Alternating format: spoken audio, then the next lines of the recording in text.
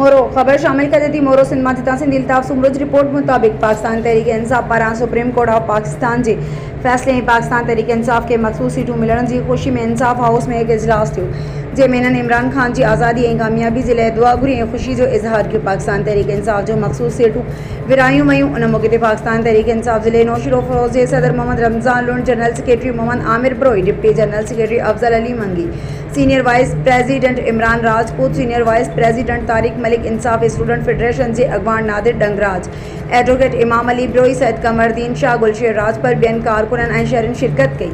उन मौके ज़िले अगवान साफ़िन से ॻाल्हाईंदे चो त असां सुप्रीम कोर्ट के फैसले के साराहियूं था, छो त असां अदलिया की आज़ादी के लिए जिदोजहद कई है। वह असांजी पहिरीं कामयाबी है, जैसे नाले ते हज़ारे पाकिस्तान की आज़ादी है।